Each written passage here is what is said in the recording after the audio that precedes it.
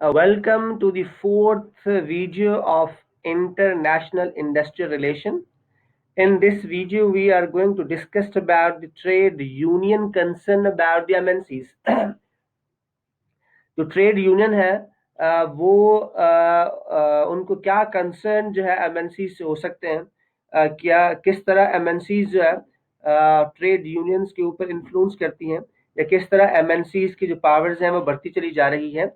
तो यहाँ पर हम डिस्कस करेंगे इन सारी चीज़ों को। जैसा कि सबसे पहले फॉरबिडेबल फाइनेंशियल रिसोर्सेज, ये फर्स्ट है जो कि कंसर्न है ट्रेड यूनियंस को फ्रॉम दी एमएनसीज। अब ये क्या है, इसको हम डिस्कस करेंगे आगे चल के नेक्स्ट स्लाइड्स के अंदर। अल्टरनेट सोर्स ऑफ सप्लाई, अगर एक से दो तीन जगहों से अगर किसी के अल्टरनेट सोर्स ऑफ सप्लाई होता है तो वो भी ट्रेड यूनियन जो होती हैं उनके ऊपर इन्फ्लुएंस करता है, उनकी जो पावर होता है उसको रिड्यूस करता है।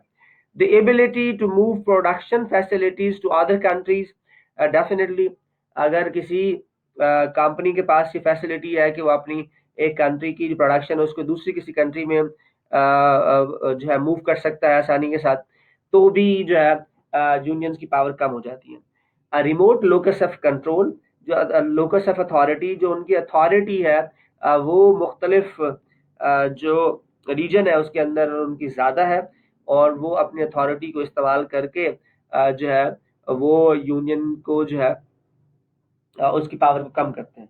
Superior knowledge and expertise in the industrial relation, yes, जो यूनियंस होती हैं उनके यहाँ इतना ज़्यादा एक्सपर्ट या पढ़े लिखे लोग नहीं होते जिनके पास बहुत ज़्यादा नॉलेज हो, जबकि जो मल्टीनेशनल फर्म्स होती हैं उनके पास सुपीरियर नॉलेज होता है, सुपीरियर एक्सपर्टीज होती है about international industrial relation laws. The capacity to stage and investment strike, तो इनके यहाँ जो है जो मल्टीनेशनल फर्म्स होती हैं उनमें जो है वो स्ट्राइक पर वो ज़्यादा इन्वेस्ट कर सकते हैं, उसको मैनिपुलेट कर सकते हैं, जबकि यूनियंस के पास ये सारी फैसिलिटीज़ नहीं होती हैं। तो हम स्टार्ट करते हैं। The response of trade unions to the multinational firms में सबसे पहले the response of labor union to the multinational firm has been threefold. Number one,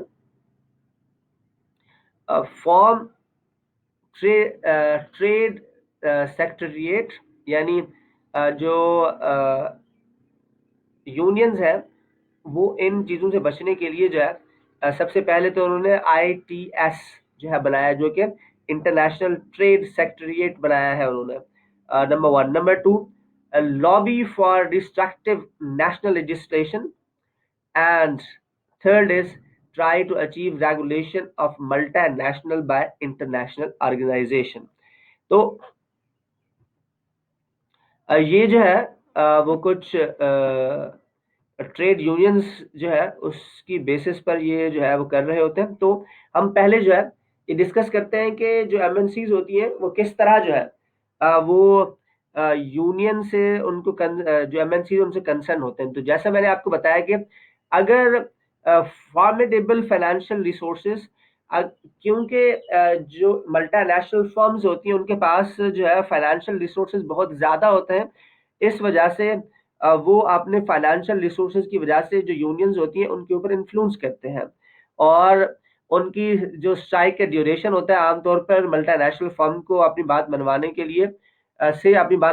लिए ट्रेड यूनियन को ज़्यादा बड़ी और देर पा, यानी ड्यूरेशन उसका ज़्यादा हो स्ट्राइक का, उसको करनी पड़ती है उसकी, जिसकी वजह से जो है उनको काफ़ी लॉस होता है और उनकी पावर कम होती है। इसी तरह अगर एमएनसीज के पास अल्टरनेट सोर्स ऑफ सप्लाई मौजूद है, यानी अगर जो प्रोडक्शन वहां पर हो रही है वो सप्लाई अगर बंद हो जाती है, तो फर्स्ट करो पाकिस्तान में एक सप्लाई हो रही है, यहाँ पर जो यूनियन ने स्ट्राइक कर दी है, तो वो जो है वो बांग्लादेश से या इंडिया से जहाँ से इसकी सप्लाई हो रही थी वहां से जो है वो सप्लाई कर सकते हैं, अपनी प्रोडक्शन को इंक्रीज करके वो सप्लाई कर सकते हैं। तो जो यूनियंस की डिमांड होती है वो इतनी आसानी से मल्टीनेशनल फर्म इसलिए भी नहीं मानती।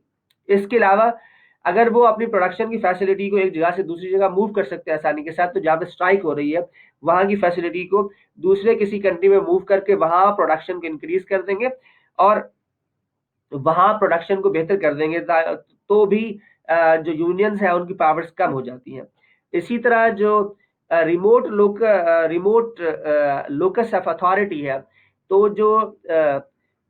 जो मैनेजमेंट होती है, जो एमएनसीज होती हैं, उनके पास ज़्यादा अथॉरिटी होती है चीज़ों को जो है चीज़ों पर इन्फ्लुएंस करने की। जबकि जो मैनेजमेंट जो यूनियन की मैनेजमेंट होती है, उसके पास जो अथॉरिटी होती है वो इतना ज़्यादा जो है वो नहीं होती है, जिसकी वजह से उनका जो इन्फ्लुएंस होता है वो बहुत जो है वो कम हो पाता है, जो कि जो यूनियंस होती हैं। तो superior knowledge and expertise in industrial relation, definitely जो कंपनीज होती हैं उनके पास बाकायदा डिपार्टमेंट होता है जो सिर्फ इंडस्ट्रियल रिलेशन के ऊपर काम करता है। उसकी नॉलेज, उसके लीगल साइड्स, डिफरेंट कंट्री के जो इंडस्ट्रियल रिलेशन के लॉज हैं वो उनके पास ज़्यादा सुपीरियर नॉलेज होता है देन दी ट्रेड यूनियन। इसी तरह जो capacity to stage and investment strike, तो जो इन्वेस्टमेंट जो स्ट्राइक है उसको जो है अ, अ, उसके ऊपर इन्वेस्ट करने के लिए जो है वो जो यूनियंस होती हैं उनको ज़्यादा टाइम लगता है और ज़्यादा जो है वो ड्यूरेशन की वो करते हैं। तो जो एमएनसीज होती है उनके पास एक कैपेसिटी होती है कि वो जो है उनको मैनेज कर सकें, उन स्ट्राइक्स को जो है वो रोक सकें, उन स्ट्राइक्स को ज़्यादा देर पर चला सकें और उनके जो प्रॉब्लम्स हैं उन प्रॉब्लम्स को प्रॉपरली जो है वो डील ना करें। तो पावर्स ऑफ द एमएनसीज जो है वो ज़्यादा होती है in terms of strike.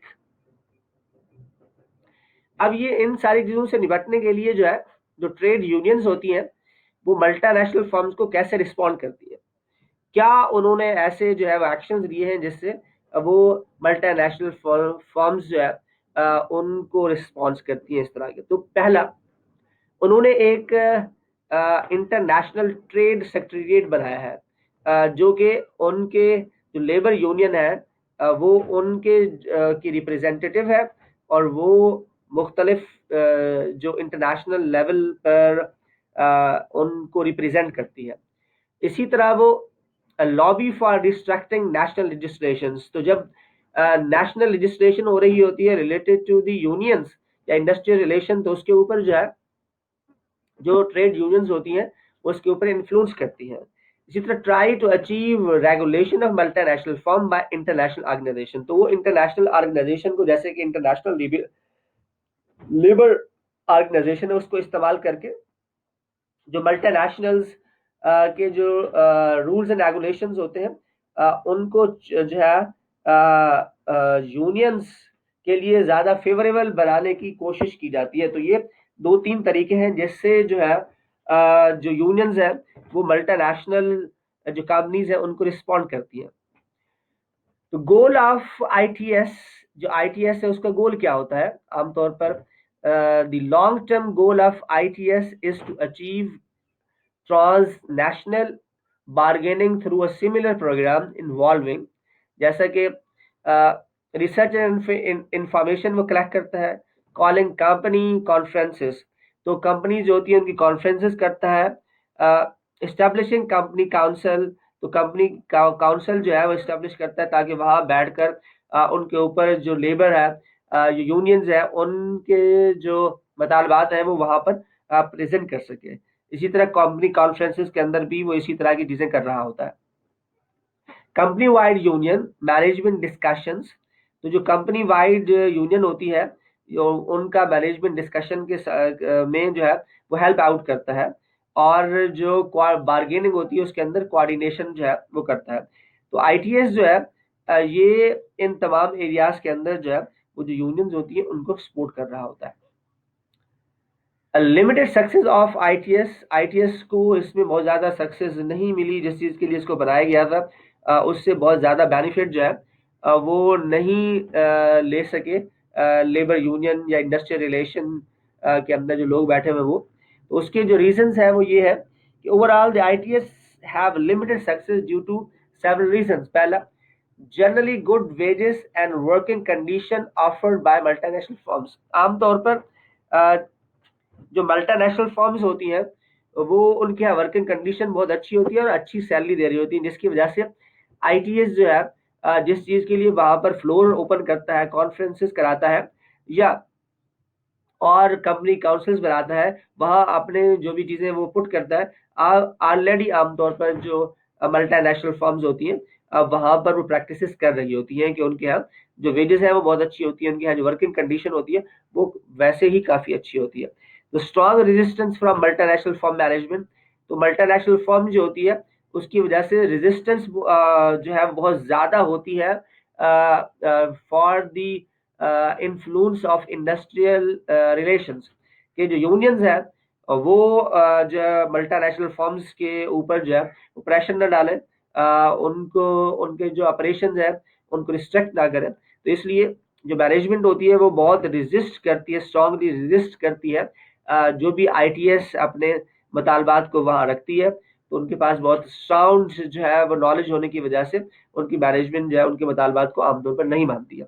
Conflict with the labour movement, yes, तो जो लेबर मूवमेंट्स होती हैं और जो लेबर की तहरीक होती है उनके अंदर भी कन्फ्लिक्ट्स होते हैं। एक कुछ और कह रही होती है, दूसरी कुछ और कह रही होती है, तीसरी कुछ और कह रही होती है, तो वो आपस में ही उनके कन्फ्लिक्ट्स की वजह से जो है वो मल्टीनेशनल फर्म्स को बेनिफिट्स हो जाता है। Differing laws and customs in the industrial relation field, तो हर एक जो कंट्री होता है उसके अपने लॉज होते हैं, अपने रूल्स एंड रेगुलेशंस होते हैं जिसकी वजह से जो मल्टीनेशनल फर्म्स होती हैं उनको बेनिफिट मिल जाता है और उसको इस्तेमाल करके वो अपने इंडस्ट्रियल रिलेशन प्रैक्टिसेस को जो है उनके पास नॉलेज ज्यादा होता है तो इंडस्ट्रियल रिलेशन प्रैक्टिसेस के ऊपर वो इन्फ्लुएंस करते हैं। लॉबिंग करती है ये, lobbying for distracting national legislation, जब नेशनल लेजिस्लेशन बनना होता है तो उसके अंदर जो है वो लॉबिंग करके जो है उस नेशनल लेजिस्लेशन को जो है जो कि अगर मल्टीनेशनल फर्म की फेवर में होता है तो उसको रोकने की कोशिश करते हैं। On a political level trade union have for many years lobbied for destructive national legislation, तो जब भी कोई नेशनल लेजिस्लेशन बनना होता है उसके ऊपर जो है वो ट्रेड यूनियन इन्फ्लुएंस करती है। Restrictive national legislation is pursued on a desire to prevent export of job, multinational investment policies। तो डेफिनेटली जब कोई एक कंपनी जो है कहीं पर अपने सब्सिडीज ओपन करती है तो वहाँ के जो लोकल लॉज होते हैं, वहाँ जो ट्रेड यूनियन होते हैं उनका इन्फ्लुएंस होता है। जैसा कि बहुत सारे ऐसे कंट्रीज है जहाँ पर जो है वहाँ अगर आप सब्सिडी खोलेंगे तो आपको जो है बाहर से लोगों को बुलाने की जरूरत नहीं पड़ेगी या कुछ specific number of people from that country आपको उनको जॉब देनी होगी। तो ये क्या है, ये एक रिस्ट्रिक्शंस है बाय लॉ कि फर्ज करो आप सऊदी अरेबिया में काम कर रहे हैं तो सऊदी अरेबिया में ये है कि वहाँ के कुछ परसेंटेज जो जॉब्स की है वो आपको वहाँ के कंट्री को ही देनी पड़ेगी। तो ये एक रिस्ट्रिक्शंस होती हैं जो कि जो है ट्रेड यूनियन जो है वो गवर्नमेंट पर डालती है और गवर्नमेंट अपने लेजिस्लेशन को चेंज करती है इस तरह। ओके, तो regulation of multinational firm by international organisations, तो मल्टीनेशनल फर्म को जो है वो इंटरनेशनल ऑर्गेनाइजेशन के थ्रू जो है वो मैनेज करती है ट्रेड यूनियन। जैसे इंटरनेशनल लेबर ऑर्गेनाइजेशन है has identified number of workplace related principle that should be respected by all nations। तो मल्टा जो इंटरनेशनल लेबर रिलेशन है उन्होंने कुछ अपने वर्क प्लेस के प्रिंसिपल्स जो है वो आइडेंटिफाई किए हुए हैं जो कि तमाम कंट्रीज के साथ शेयर किए हुए हैं, उनको फॉलो करना जरूरी होता है, जिसमें फ्रीडम ऑफ एसोसिएशन के जो एसोसिएशन है, जो यूनियंस है वो होनी चाहिए, उसे फ्रीडम होना चाहिए और उसकी एक्टिविटी जो है हर फर्म के अंदर मौजूद होनी चाहिए, number one. Number two, the right of organise collective bargaining, तो दूसरा ये राइट होना चाहिए यूनियंस को कि वो एक कलेक्टिव बार्गेनिंग जो है वो कर सके मैनेजमेंट के साथ। अगर उनके कोई इश्यूज हैं तो एक कलेक्टिव बार्गेनिंग होनी चाहिए जो कि मैनेजमेंट के साथ वो कर सकें। Abolition of the force labour, तो वो ये कहते हैं कि कोई भी फोर्स लेबर जो है आपने बिल्कुल नहीं करनी है। तो फोर्स लेबर के ऊपर जो है इंडस्ट्रियल इंटरनेशनल लेबर ऑर्गेनाइजेशन के कवानीन है कि कोई भी आप किसी को फोर्सली अपनी लेबर में यानी जॉब आप नहीं दे सकते, जबरदस्ती किसी को लेबर में नहीं रख सकते। नो डिस्क्रिमिनेशन इन एम्प्लॉयमेंट, यानी जो भी एम्प्लॉयमेंट के लेवल है, एम्प्लॉयमेंट जो आप दे रहे हैं उसके अंदर कोई डिस्क्रिमिनेशन नहीं होगी। इक्वल एम्प्लॉयमेंट अपॉर्चुनिटी के कंसेप्ट को जो है इंटरनेशनल लेबर ऑर्गेनाइजेशन जो है वो फोर्स करती है और उसी तमाम ऑर्गेनाइजेशन को फॉलो करना होता है। ओके देन डिजिटल डिवाइड, कि जो डिजिटली है वो जो है मुख्तलिफ जो सोसाइटीज़ हैं वो डिवाइड हुई हुई हैं। जहाँ कुछ सोसाइटीज़ ऐसी हैं जिनके पास एक्सेस जो है वो इंटरनेट का बहुत ज़्यादा होता है, कहीं पर बहुत कम होता है, कोई लोग बहुत कम इस्तेमाल करते हैं, कुछ लोग बहुत ज़्यादा इस्तेमाल करते हैं। तो डिजिटली लोगों को कनेक्ट होने में ज़रा मुश्किल होती है। जैसा कि international labour organization noted that the digital divide exists not only between the societies but within the societies. तो विद इन दी सोसाइटीज भी डेफिनेटली जो है ये डिजिटल डिवाइड होता है, जिसमें majority of the world population is technologically disconnected. तो बहुत सारे खास तौर पर जिसके लिए इंटरनेशनल लेबर ऑर्गेनाइजेशन काम करती है, वो जो लेबर में लोग काम करते हैं वो टेक्नोलॉजिकली एक दूसरे से डिस्कनेक्टेड है। उनके यहाँ ये फैसिलिटीज ही नहीं है या उन्हें उनके पास एक्सपर्टीज ही नहीं है कि वो कैसे इंटरनेशनली एक दूसरे के साथ जो है कनेक्ट कर सके। Internet usage is much more common among younger rather than the older people. जो पुराने लोग हैं वो लोग इंटरनेट को बहुत ज़्यादा इस्तेमाल नहीं करते, नौजवान हैं वो उसे इस्तेमाल करते हैं। तो ये एक डिफरेंस है society with in the societies. Man rather than women, man जो है वो ज़्यादा इस्तेमाल करते हैं इंटरनेट को। अर्बन में ज़्यादा इस्तेमाल होता है, रूरल में बहुत कम इस्तेमाल होता है। People with higher level of education income, जिन लोगों के पास ज़्यादा पैसा होता है, इनकम ज़्यादा होती है, एजुकेशन ज़्यादा होती है, वो इंटरनेट की फैसिलिटी को ज़्यादा इस्तेमाल करते हैं then those people who do not have the income or the level of education is very low। तो उनके पास भी बहुत कम होता है, तो जिसकी वजह से interaction between the international labour labour unions वो बहुत कम होता है और उनकी आपस में डिस्कशन बहुत कम होती है, जो जिसका इफेक्ट जो है वो डेफिनेटली जो ट्रेड यूनियंस होती हैं उनकी पावर्स के ऊपर होता है। तो ये हमारी लास्ट फोर्थ वीडियो थी जो कि कंप्लीट होती है। मुझे उम्मीद है कि आप इसको अंडरस्टैंड कर सकेंगे। जो मैंने बातें समझाने की कोशिश की है वो आपको समझ में आई होंगी। और अगर कोई आपको अभी भी समझ में नहीं आई तो पहली तो आपकी कोशिश है कि आप उसको समझने की कोशिश करें कहीं से भी। जैसा कि आप यूट्यूब से देख सकते हैं उसको, जैसा कि आप गूगल से सर्च कर सकते हैं, या और आपकी जो बुक्स है उससे आप पढ़कर उनको समझ सकते हैं। लेकिन उसके बावजूद भी अगर आपको कोई चीज़ समझ में नहीं आ रही तो आप वो क्वेश्चन नोट करें और we will discuss those questions in the question answer session, जो कि आपकी क्लास के टाइम पर होते हैं। उस टाइम में हम इसको डिस्कस करेंगे। Thank you very much. ये जो लेक्चर है ये कंप्लीट होता है और ये लेक्चर 4 वीडियोस पर जो है मुश्तमिल है। 4 वीडियोस हैं इस लेक्चर की जो कि इंटरनेशनल लेबर रिलेशन के ऊपर है। तो इंटरनेशनल इंडस्ट्रियल रिलेशन जो है उसकी 4 वीडियोस हैं जो कि आपने देखनी है।